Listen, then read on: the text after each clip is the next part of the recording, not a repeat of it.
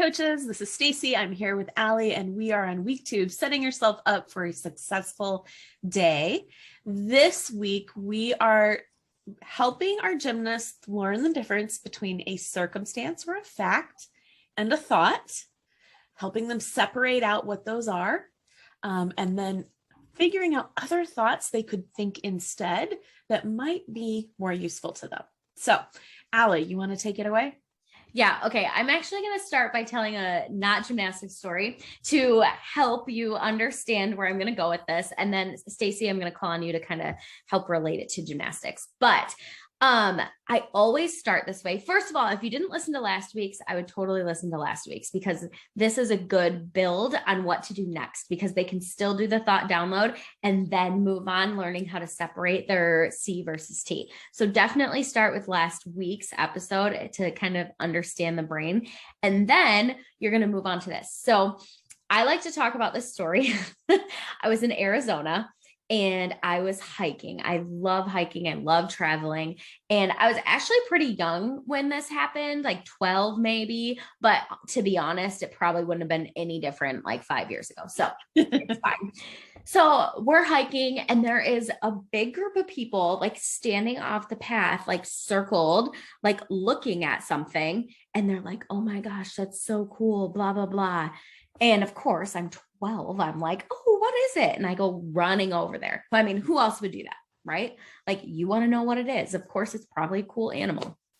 So I get over there and I'm quicker than most of my family because high energy gymnast, right? And I get over there and I freeze and I start bawling, like absolutely bawling. And my whole family is like, what is happening? Because there's a group of people like totally happy. And then I'm like traumatized. And they were like, they thought I got hurt at first. They didn't know what was going on. So then they come over and you guys, can you guess what this is? Most people guess a rattlesnake because I'm in Arizona, but not quite. It's a tarantula. And so fun fact, even like the spider brand, like ski jackets, like when there's a spider on it, I used to in school literally put sticky notes over them so I didn't have to look at them because I would like cry. So to see a tarantula in like the wild was like so overwhelming to me. And my dad ended up picking me up and carrying me past this tarantula. And then my entire hike home, of course, I was like on scan. Like, what if the tarantula moved? What if there's another tarantula? Is the tarantula still there? I don't know what's going to happen. Where's it going to come from? I was like in this full anxiety. Didn't get to enjoy the rest of my hike, which I love hiking. So that was kind of a bummer. But this seems like a simple question. But Stacy, if I were to ask you, what was I afraid of? What would you say? If the you tarantula. Didn't know our tools. The tarantula. The tarantula. But here's the deal, you guys. If I was actually terrified of the tarantula itself, then every single one of those people that was standing around that tarantula would have been terrified. They would have been like, you're afraid, you're afraid, you're afraid. And the tarantula would have had the ability to do that at every single one of them. And that's just not the case. Some psychotic people, in my opinion, I'm just saying. I mean, I'm better with spiders, but I still don't like love them, but I can kill one occasionally now. But anyways, they like study them, right? They have them as pets. There's a thing as a pet tarantula. They're in schools. I mean, some people just think they're like kind of but like they're fine. And then there's people like me that have like full, panic attacks. It's fine. But if it was the tarantula itself, we would all feel exactly the same, but we didn't. And why didn't we? Because our thoughts are what create our feelings. So the tarantula in this situation is the circumstance. Everybody in the world can look at it and agree it is a tarantula. That is a fact. Okay. Circumstance, fact. Then all of us had different thoughts. Some of the things that I said, some of the other people were saying were like, look, that's so cool. So they think it's kind of cool. So they're feeling interested maybe. Okay. Some people were like, kind of like would look and be like, oh, and they kind of like walk by like, nice, but they feel neutral maybe like, oh, it's a spider. Some people were like me, and my thought was, oh my gosh, I'm going to die. I don't know how to get out of this situation. This is the worst thing in the entire world that could ever happen to me. And I had way worse than fear. What's the worst thing? Why can't I think of the emotion, Stacey? Terrified. Terrified. Yes. So I had that feeling of terrified. So moving on, when you have this thought download, you have tons and tons and tons and tons of thoughts that are making you feel all sorts of different ways in just one or two different circumstances. The circumstances from that story was I went on a hike, I saw a tarantula, I came back down. Like maybe my dad carried me past the tarantula. Okay. Yeah. Like those are like the facts, right? If I told the story without my thoughts, that's what it is. If I told you the story that way, you would have been like, okay, cool. You're lame. Right. But all the thoughts is what created that emotion and that attachment. And so your thoughts about the circumstances is what creates the stories you're telling yourselves and the feelings that you're having from it.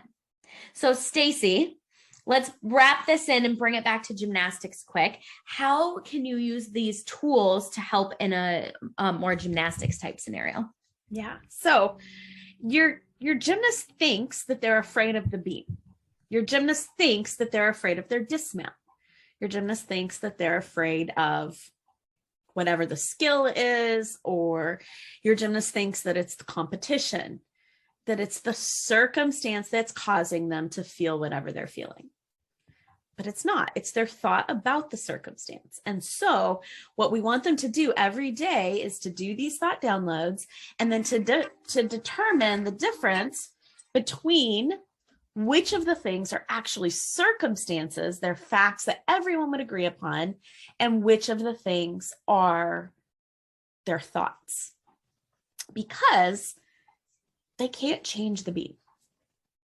They can't change the fact that it's 4 inches wide, or 4 feet off the ground, or the bar, or the vault, or the floor, but they can, or the skill. I mean, we can decide to do different skills, but sometimes, but yeah, for a compulsory, we can't. And so, but they can change their thought about it. And when they realize that it's their thought that's causing them to feel what they're feeling, then, we can, when it's their thought that's causing them to feel what they're feeling, then they can do something about it. Yeah. If they want to. But the first step is being able to realize it's just a thought. It's not a fact. Mm-hmm. So Allie thinks it's a fact that tarantulas are terrifying. Mm-hmm. And she'll never be able to change that thought as long as she continues believing that it's a fact. Mm-hmm. So the only way that Allie could make any progress on her fear around the spider is to be able to understand that her thought that the tarantula is terrifying is just a thought and not a fact. Mm-hmm. So the exercise we have them do this week, do their thought download, circle the circumstances, underline the thoughts, mm-hmm. and then just take one of those thoughts and notice every time they're thinking it and tell themselves, oh, I notice that I'm thinking. I notice that I'm thinking the beam is scary. I notice that I'm thinking my series is scary. I notice that I'm thinking, I don't know that I can do this. I notice that I'm thinking, and just start telling themselves, oh, I notice that I'm thinking. And that will help their brain begin to loosen up the idea that this is a fact. And instead, their brain eventually will get to the point where they believe it's just a thought. And then there will be space to change it. Because you guys have tried this before, to do thought swapping or to get a kid to like not be afraid of a skill. And it's just like, it feels impossible. Well, the reason it's impossible is because they believe it's a fact. And the first step is they've got to get to the point where they believe it's just their thought. And if they want to, they could choose to think something different. Mm-hmm. So we have them work on that all week, where it's just a thought, and they work on that. And then we have them come up with other thoughts they could think if they wanted to. Allie, you want to talk about that? Okay, this is actually something that I like because they think it's a fact. They are really narrow focused on what people could think about it. And so I like to have them take, so like Stacy said, they have one thought that maybe they just say, I noticed that I'm thinking the beam is scary. Okay.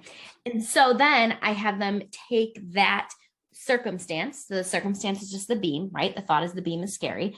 And I have them write like up to 20 different thoughts that they could have about the beam. Doesn't mean that they have them now or that they believe them, but that they could have. And I try and make them be in a variety. So, like, maybe they start with a bunch of the negative thoughts. Like, the beam is high off the ground. I might get hurt. I might split the beam. It's a really stupid event. I wish I didn't have to do it, blah, blah, blah, right? All their negative thoughts.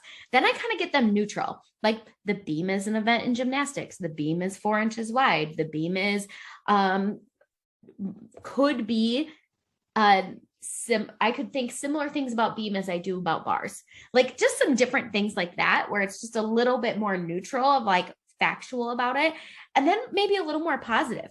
And sometimes that one's hard and you have to like tap into like, what's an event you actually like? And they'll be like floor. And you're like, why do you like floor? Well, it's super fun. I like to flip. I like to go upside down. And I'm like, oh, can you say that same stuff about beam? And they're like, I guess I could. So flipping is fun on the beam. I like to go upside down and all the things. And so, well, the point of it is you don't have to think any of these things. It's just that these are all options and they're all laid out for you.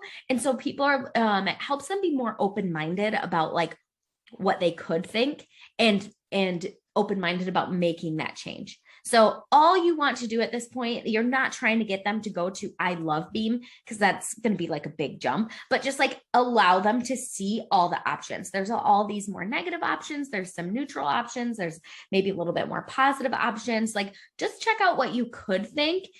And then maybe we'll be able to move from there next week. But right now, that is going to be a great place where they start feeling like they have the power to decide how they want to feel about things. And honestly, that's what I did about spiders. I went to like, a spider's also a bug. I have killed bugs before. Maybe it's possible I could kill a spider. And I literally still do that, you guys, when I see spiders. I'll like see, and like, it'll be like a tiny little spider on the wall. And I'll be like, and I'll be like, okay, I'm only freaking out because I think that there's no possible way to get rid of it because I can't kill it. But spiders are bugs. I've killed bugs. It's possible for me to maybe kill this bug. So what can I get to kill it that I'm far enough away from it to not tell that it has 8 legs? And then I kill it though. It might take a little extra time, but I do it. And so it's just kind of fun to see how this can play out in different ways in your life. It doesn't have to just be gymnastics. If you have any phobias, feel free, try it out. But I was terrified of spiders until I moved to Florida. And then we had cockroaches, this thing that could fly. Yeah. No. And all of a sudden, spiders don't bother me at all anymore. But to kill a cockroach, I have to like, oh, what's that that old movie where he's like mm-hmm.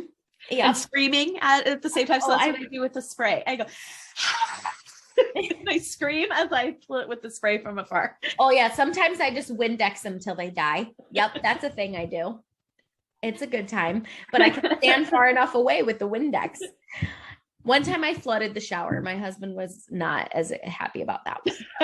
But it was in the shower. What else am I going to do? So I started I turned the thing and I was like drowning it. And I was so proud of myself. And I step out and it's literally like all water in my bathroom. I was like, and I was like, Tyler, I killed a spider. But the bathroom's flooded. He was like, oh my gosh. So anyways, sorry. Get to know us a little bit. That's why it's conversations with coaches. Try and do your thought downloads, pick out the circumstances, notice the thoughts that you're having, and maybe give yourself lots of different optional thoughts to look at just to keep your mind open to the fact that it is a thought and not a fact, and give yourself some options for the future. Yeah. And honestly, just like a gymnastics skill, this takes practice and it takes work because your brain like builds neural pathways, and those neural pathways are fairly set. And so to get your brain to use a different one, you have to practice using the new one. And so this new one is that circumstance is just a thought. And so to even get your brain to begin to believe that, you have to practice it. And that's why we ask the gymnasts to start getting into this habit during the summer of actually doing it every day. Mm-hmm. Because it like having them do one time, go, oh, you know, the beam is I noticed that I'm thinking that my flight series is scary. Like that won't change that neural pathway. They have to practice that again and again and again until the actual neural pathway changes and their brain goes, oh, it's just a thought. And then they can start being open to thinking other things. And it works, but it takes practice. And so that's why we're asking them this summer to do it every single day, so that way they can get see some progress in it. So, all right, next week we are going to move on, again, giving a new tool every single week to help with different circumstances. So we'll see you guys next week.